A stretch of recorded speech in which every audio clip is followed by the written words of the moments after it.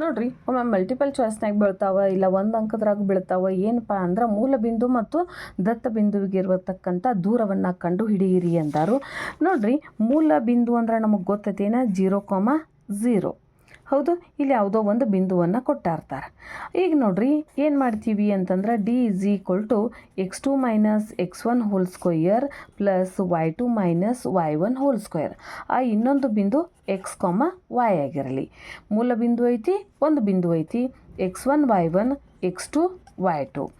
So x - 0 whole square plus y - 0 whole square. ದೂರ ಸೂತ್ರದೊಳಗೆ ಒಂದು ಮೂಲ ಬಿಂದು ಐತಿ 0,0, ಇನ್ನೊಂದು ಬಿಂದು x, y ಆಗಿರಲಿ ಅಂದ್ಕೊಂಡೈತಿ. ಸೊ ಎಕ್ಸ್ದ್ರಾಗ 0 ಹೋದರೆ x ಉಳಿತು x ಸ್ಕ್ವಯರ್, yದಾಗ 0 ಹೋತಂದ್ರೆ y ಉಳಿತು y ಸ್ಕ್ವಯರ್. ಅಂದ್ರೆ ಡೈರೆಕ್ಟ್ ಏನು ಮಾಡ್ಬೋದಪ್ಪ ಅಂತಂದ್ರೆ ಮೂಲ ಬಿಂದು ಮತ್ತು ಯಾವುದೇ ದತ್ತ ಬಿಂದುವಿಗೆ ಇರ್ತಕ್ಕಂಥ ಸೂತ್ರ ದೂರವನ್ನು ಕಂಡುಹಿಡಿಬೇಕಾಗಿತ್ತು ಅಂದ್ರೆ ಒಂದು ಹೊಸ ಸೂತ್ರನ ಬರ್ತೈತಿ. ಏನಪ್ಪ ಅಂದ್ರೆ D = x2 plus √(x² + y²).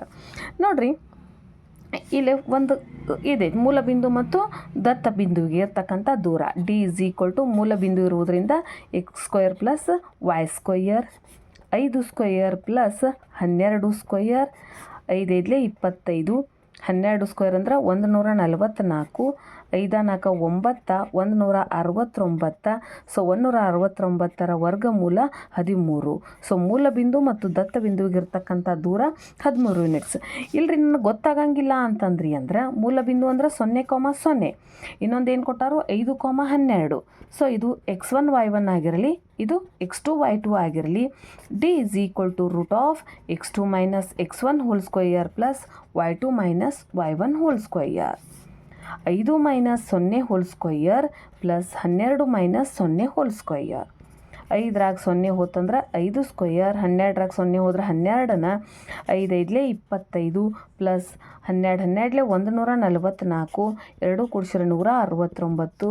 So D ಅಂದರೆ ಎಷ್ಟು ಬತ್ತಪ್ಪ ಅಂತಂದ್ರೆ 13 ಯೂನಿಟ್ಸ ಬತ್ತು. ಎಲ್ಲ ಸೇಮ ಬರ್ತೈತಿ.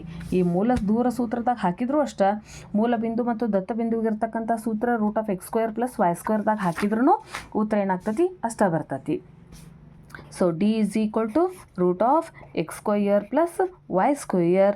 ನೋಡ್ರಿ ಇಲ್ಲಿ x yನ ಅದ ಐತಿ, ಆದ್ದರಿಂದ D = √(x² + y²) ಮೂಲ ಮಾನಗಳು ಅಥವಾ ಯೂನಿಟ್ಸ್.